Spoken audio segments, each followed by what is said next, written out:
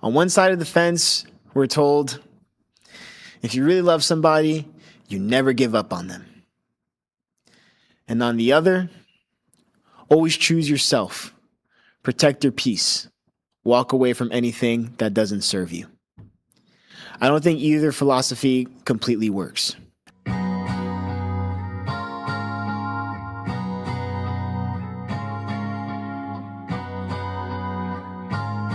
What it do, what it do. It's your boy Andre Spruell, and you're tuning in to yet another episode of Middle of the Fence. So if you are, thank you so much for taking time out of your day, whether you're listening, watching, or both.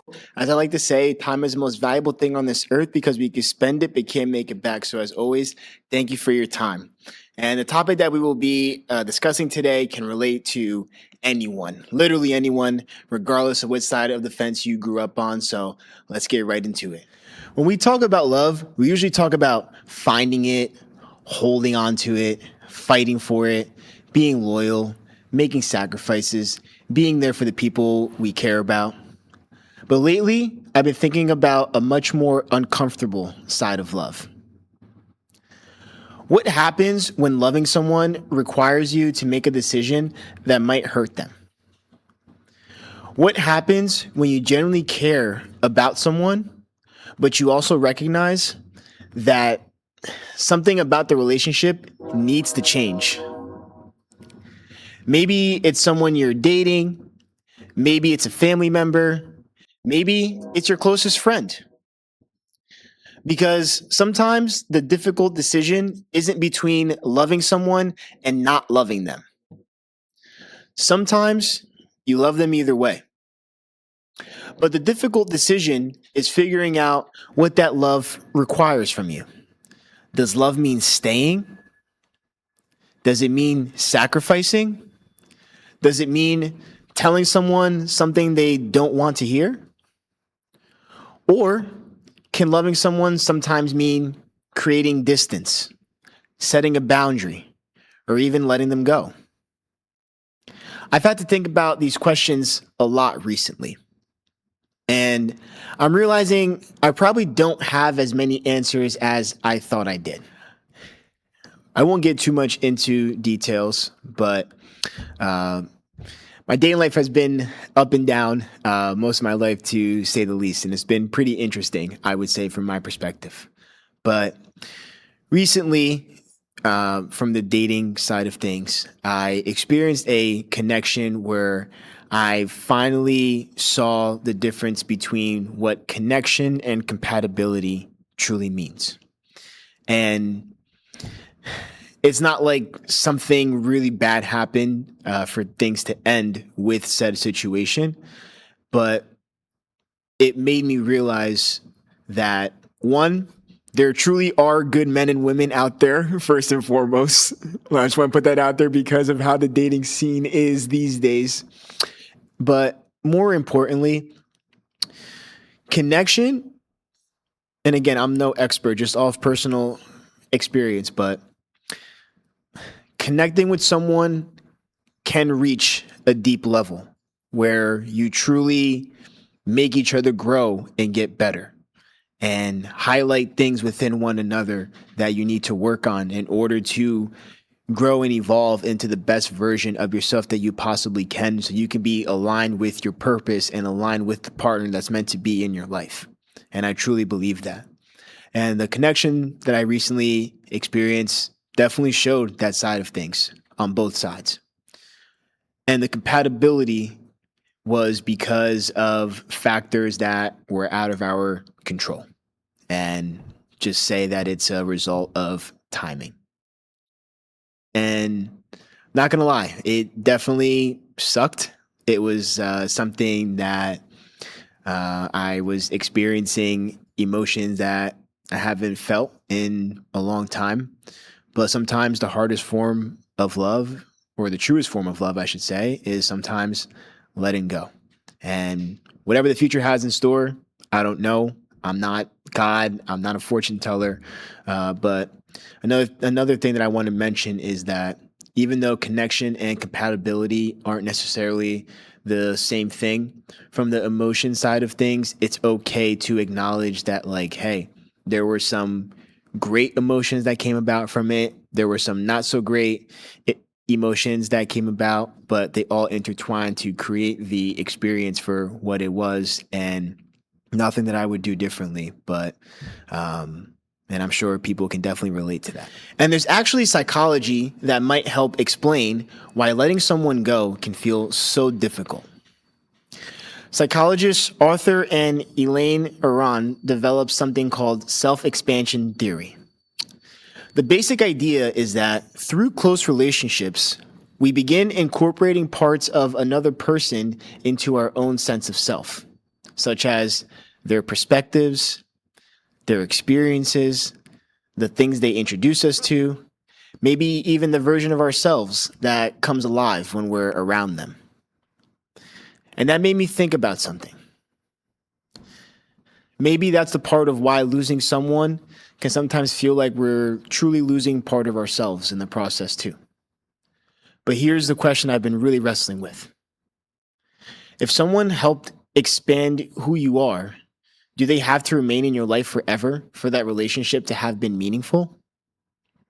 Personally, I don't think they do. And maybe one of the hardest things to accept about relationships is that significance and permanence aren't necessarily the same thing. Someone can change your life and still not be meant to occupy the role you originally imagined for them. So when it comes to important relationships in your life, the most important people are most likely going to be your family. And I've had tough conversations with family members before, but there was one that I had recently that really just moved me in a way that I haven't felt with any other members of my family. And I love my family equally, so that's no disrespect, regardless of where I stand with certain family members. But I expressed something to a family member out of just, you know, growth and compatibility side of things with the relationship. It took a lot to open up and muster the courage to even say anything, because I was sitting on my feelings for a long time, and you would think that as a podcast host I'd be a lot better at communicating, but I'm human being. I'm a human being just like everybody else.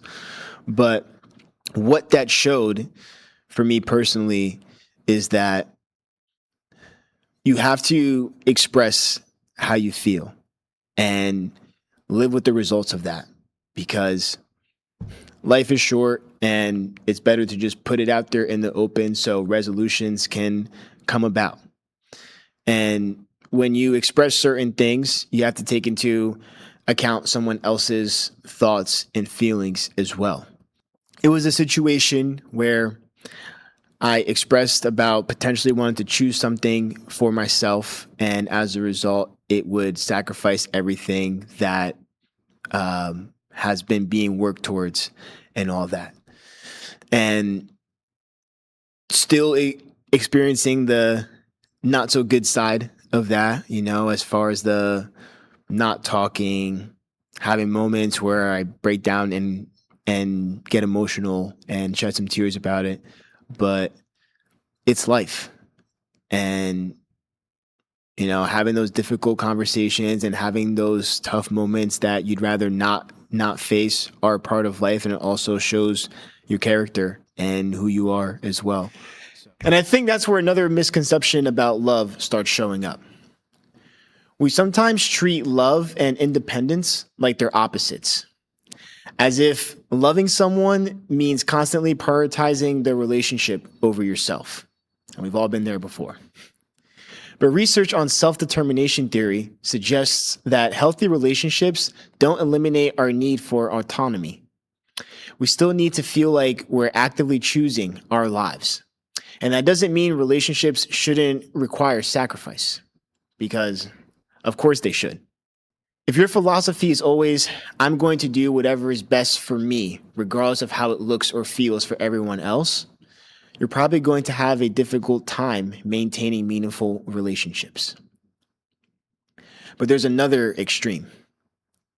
Constantly suppressing what you need because you're afraid that pursuing it might disappoint someone you love. And maybe mature love exists somewhere between those two things. I can consider how my decisions affect you without believing that I'm responsible for protecting you from every uncomfortable feeling my decisions might create. Because sometimes growth changes relationships. And that doesn't necessarily mean anybody did something wrong. So when it comes to the relationships with the friendships in our lives, we either, whether you have a handful of best friends or a large group, whatever floats your boat, right? You generally care and love one another. If not, you wouldn't be friends in the first place. And when your friends go through certain situations in life, it's like sometimes you want to shake them and be like, you can do better than this. What are you doing? And you want to step in and intervene because you can see what's better. A lot of other people close to the situation can see what the best outcome would be. But at the end of the day, you guys know I love my cliches. For those that have been watching for some time, it's that person's decision to make. And if you step in, you can overstep that person's boundaries and as a result, create a distance between you and the friendship that's at hand. So, as difficult as it may be, the best you can do is love and support and encourage. And if it's someone that, like, let's say, hey, they aren't really the best at opening up about, what exactly is at hand, sometimes the best thing you can do is just be supportive and lend that ear just to listen, to establish that comfort of, hey, whatever you got going on, I'm here for you. Tell me, I won't pass judgment. And I think that's something to not overlook because, again, our natural reaction is we care. We want to step in and save someone that we really, really care about because of what they're going through, regardless of what the situation is. But the best thing you can do is truly just be supportive and let them make the decision whether you agree with it or not. It's probably one of the hardest forms of love. Because sometimes loving somebody means telling them the truth. But loving them also means accepting something that's much harder. You don't get to make their decision for them. You can advise, you can lend an ear to listen, you can express concern, you can tell somebody, I think you deserve better. But ultimately, it's their life. And sometimes being there for someone means resisting the urge to control an outcome simply because we believe we know what's best. Dude. And all this brings me back to something else I've been questioning. Why do we automatically associate longevity with successful relationships? If two people get married and stay together for 50 years, we call that successful. But if two people deeply connect, learn from each other, grow because of each other, and eventually separate, we often call that relationship a failure. There's actually research showing that people can report meaningful personal growth following romantic breakups. Sometimes it's the opposite too, can't lie. That obviously doesn't mean every breakup is good, and it doesn't mean heartbreak doesn't hurt, but it does suggest something important. The end of a relationship and the value of that relationship aren't necessarily opposites. Maybe somebody teaches you how deeply you're capable of loving. Maybe they expose something within yourself that you need to work on. Maybe they clarify what you actually need from a future partner. Maybe they simply walk alongside you during a chapter when you needed each other. So, if a relationship changed you for the better but didn't last forever, was it unsuccessful? I'm not sure it was. And maybe that's ultimately where I'm landing with all of this. On one side of the fence, we're told if you really love somebody, you never give up on them. And on the other, always choose yourself, protect your peace, walk away from anything that doesn't serve you. I don't think either philosophy completely works. Relationships require sacrifice, patience, forgiveness, compromise, and sometimes putting another person's needs ahead of your own. But love shouldn't require completely abandoning who you're becoming either. Sometimes love means staying. Sometimes it means fighting harder. Sometimes it means having that uncomfortable conversation. Sometimes it means establishing a boundary. Sometimes it means giving somebody the freedom to make a decision you completely disagree with. And sometimes it even means letting go. Maybe maturity in relationships isn't learning how to hold on to everyone we love. Maybe it's developing the wisdom to understand what love requires from us in different situations. And your boy is still trying to figure that out. But maybe that's the question worth asking, though. When does fighting for someone become holding on to something we're supposed to release? And when does choosing ourselves become giving up too quickly? I don't think there's one answer. And like most things in life, the truth is probably somewhere in the middle of the fence. Thank you guys for tuning in to this episode. And as always, no matter which side of the fence you grew up on, we're all more alike than we think. My name is Andre Spruell. Catch you guys next time.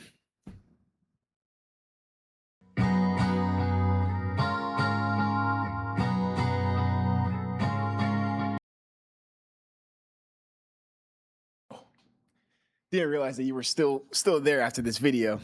While you're at it, please be sure to subscribe here on YouTube and feel free to like and comment as well so we can continue growing this middle of the fence family. And while you're at it, please be sure to hit the little notification bell to subscribe to the channel so you can be the first to be notified when the latest episode drops. And as always, no matter what side of the fence you grew up on, we're all more alike than we think.